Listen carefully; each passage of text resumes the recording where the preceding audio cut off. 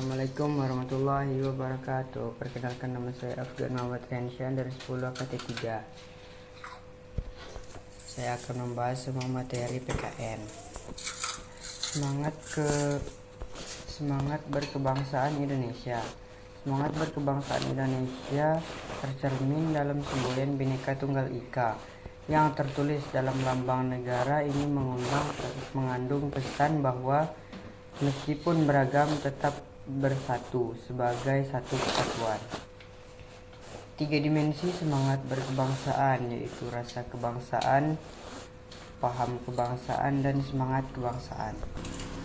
Unsur-unsur semangat berkebangsaan: 1. Perasaan nasionalisme, watak nasionalisme, batas nasional, bahasa nasional, perasaan nasional, dan agama. Komitmen kebangsaan yaitu ada 5.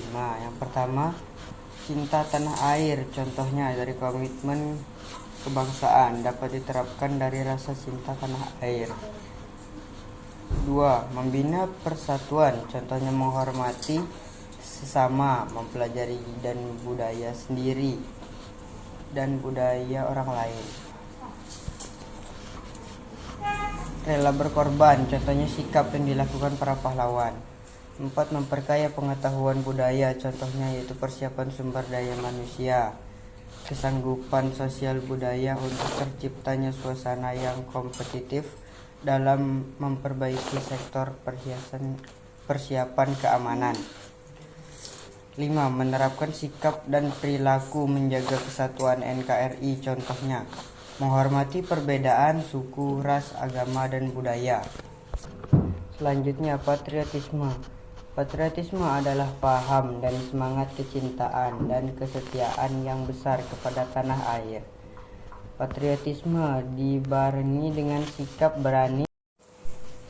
Patriotisme bertujuan menjaga persatuan dan keutuhan negara dari ancaman baik dari dalam maupun dari luar. Patriotisme juga bertujuan untuk menghapus ekstremisme dari harga serta kewajiban warga negara, baik itu bagi suatu individu maupun kelompok.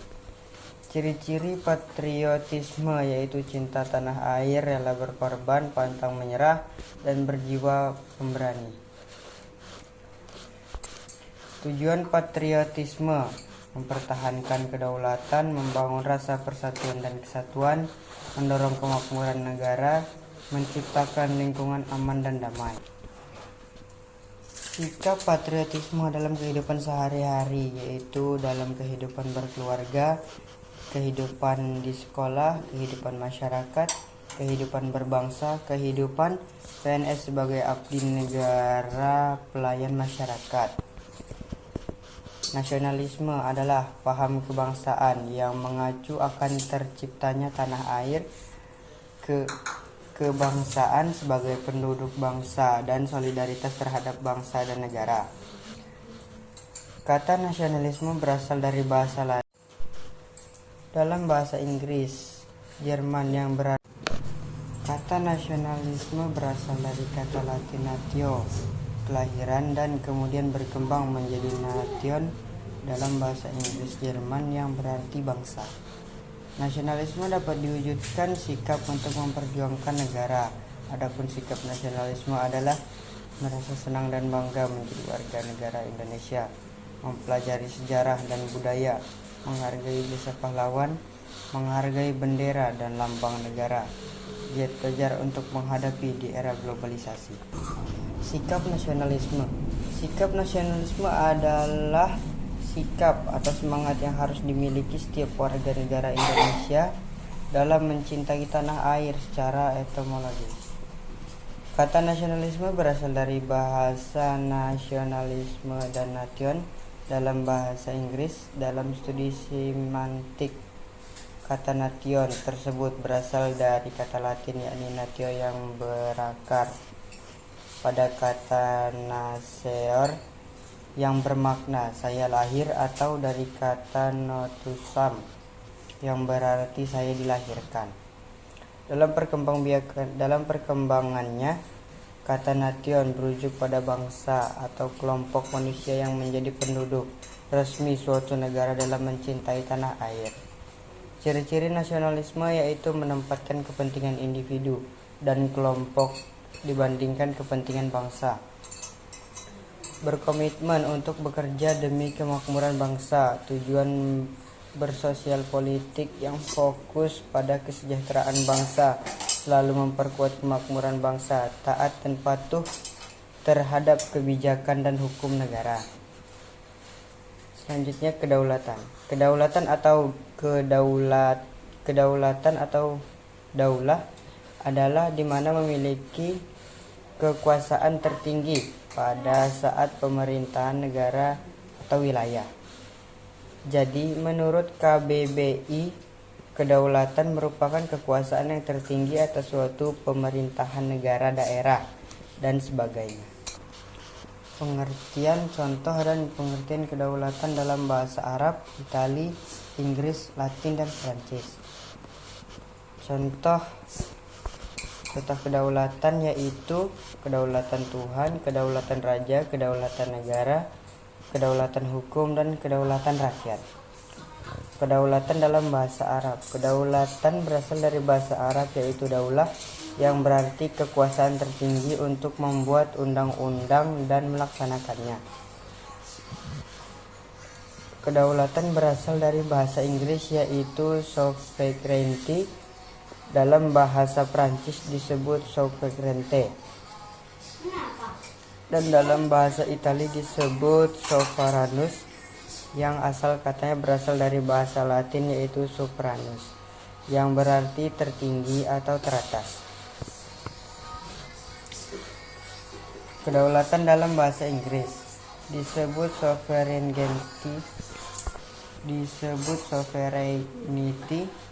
Holland Belaski mengatakan yang dimaksud dengan kedaulatan adalah berkekuasaan sah yang tertinggi. Berkuasa tersebut meliputi segenap orang maupun golongan yang ada dalam masyarakat yang dikuasainya.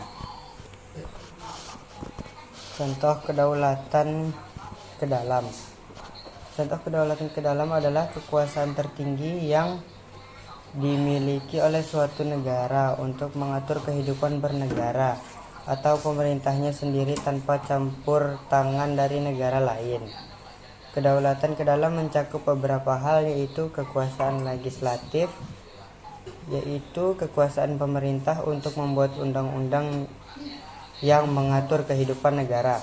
Kekuasaan eksekutif, yaitu kekuasaan pemerintah untuk menjalankan kebijakan politik dan mengambil tindakan untuk melaksanakan undang-undang.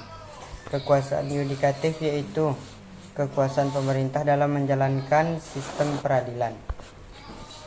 Contoh kedaulatan ke dalam adalah pemerintah membuat peraturan perundang-undangan, melakukan sensus pendek, menerapkan bahasa dan mata uang nasional, kurikulum dalam sistem pendidikan. Masyarakat berhak memiliki wakil rakyat, masyarakat terhadap hukum adat.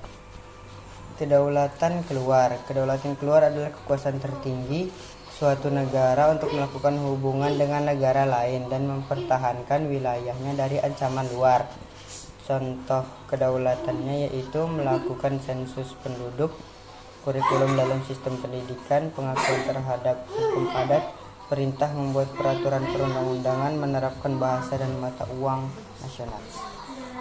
Ciri-ciri kedaulatan. Yang pertama, mutlak dan tidak terbatas, universal, segala sesuatu dalam wilayah yang berada di bawah kedaulatan. Permanen, kedaulatan tetap ada selama negara ini masih berdiri. Asli, kedaulatan tidak berasal dari kekuasaan lain yang lebih tinggi. Bulat, kedaulatan tak dapat perseorang atau lembaga lain. Kedaulatan menurut Jean Bodin. Menurut Jean Bodin, kedaulatan terbagi menjadi dua jenis, yaitu kedaulatan ke dalam dan kedaulatan keluar. Kedaulatan dapat diartikan sebagai kekuasaan yang penuh, baik di dalam maupun di luar negara tertentu. Kedaulatan internal menunjuk pada supremasi individu atau sekelompok orang di dalam suatu negara. Sementara itu, kedaulatan eksternal mencerminkan independensi mutlak suatu negara dalam hubungan dengan negara lain. Kedaulatan menurut J.W. Gardner. Kedaulatan memiliki beberapa sifat, yaitu yang pertama, eksklusivitas. Eksklusivitas artinya tidak ada kekuasaan lain pada suatu negara tersebut. Suatu pihak dianggap memiliki kedaulatan apabila pihak tersebut berkuasa secara utuh. 2. Permanen. Permanen yang dimaksud adalah kekuasaan akan tetap ada selama negara tersebut berdiri. Hal ini tidak ada berarti pada suatu negara penguasa hanya satu dan terus-menerus tanpa pengganti. Yang ketiga, tunggal. Tunggal yakni kekuasaan satu-satunya dan tertinggi.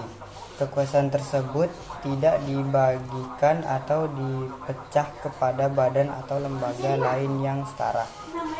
4. Tidak terbatas. Adalah kekuasaan yang tidak dibatasi oleh kekuasaan lain. Artinya, kedaulatan tersebut tidak dibatasi oleh adanya kekuasaan lain. Pancasila dalam kehidupan berbangsa. Arti kata Pancasila. Pancasila berasal dari bahasa Sanskerta panca dan sila berarti 5 sila atau 5 adab. Maka dari itu 5 sila atau 5 adab asas yang dipergunakan untuk pedoman dalam kehidupan berbangsa dan bernegara bagi masyarakat Indonesia. Kelima dasar negara Pancasila tertuang dalam alinea keempat pembukaan Undang-Undang Dasar 1945. Adapun sejarah kelahiran Pancasila, yaitu Pancasila pertama kali disampaikan oleh Insinyur Soekarno dalam sidang PPKI pada tanggal 1 Juni 1945. Kemudian dijadikan sebagai hari lahir Pancasila. Pada sidang tersebut, Insinyur Soekarno menyampaikan 5 dasar negara Indonesia kemudian diberi nama Pancasila atas saran teman-temannya, yaitu ahli bahasa selain Insinyur Soekarno. Tokoh lain juga menyampaikan tentang ide dasar negara adalah Mr. Muhammad Yamin, Profesor Dr. Supomo, dan lain-lainnya. Rumusan para tokoh kemudian disempurnakan oleh panitia kecil atau dengan sebutan Panitia 9 yang bertugas menyiapkan rancangan hukuman dasar dan pembukaan undang-undang. Hasil kerja Panitia 9 tentang pembukaan 45 yang berisi 5 sila Pancasila dan tujuan negara Indonesia. Arti filosofi gambar lambang negara Pancasila. Burung Garuda melambangkan kekuatan dan harapan. Kepala burung Garuda menghadap ke kanan melambangkan sikap jujur, melihat dan melakukan yang benar. Sila pertama dilambangkan dengan bintang, sila kedua dilambangkan dengan rantai yang tidak putus. Sila ketiga dilambangkan dengan pohon beringin, sila keempat dilambangkan dengan kepala banteng, sila kelima dilambangkan dengan padi dan kapas. Konfigurasi Hari Kemerdekaan Republik Indonesia dalam lambang negara Garuda Pancasila, tanggal 17 Agustus 1945. Kedudukan dan fungsi negara. Pancasila sebagai dasar negara. Kata dasar menurut Kamus Besar Bahasa Indonesia berarti alas atau pondasi. Dasar negara merupakan dasar dari penyelenggaraan hidup bernegara. Dasar NKRI adalah Pancasila sebagai dasar negara secara yuridis konstitusional terdapat dalam pembukaan Undang-Undang 45, Undang-Undang Dasar 45. Panitia sebagai dasar negara dalam pengalaman mampu mempunyai sifat imperatif, yaitu bersifat mengikat dan memaksa. Pancasila sebagai pandangan hidup. Pandangan hidup adalah nilai luhur seseorang, masyarakat, atau bangsa yang merupakan kristalisasi nilai dan kebenaran yang diyakini bangsa tersebut. Pancasila sebagai pandangan hidup bangsa Indonesia berfungsi sebagai pedoman hidup, petunjuk hidup untuk mengatakan kehidupan pribadi masyarakat bangsa negara Indonesia. Penerapan Pancasila sebagai pandangan hidup terjadi pada saat anggota masyarakat menerapkan perilaku sesuai nilai-nilai Pancasila dalam kehidupan sehari-hari.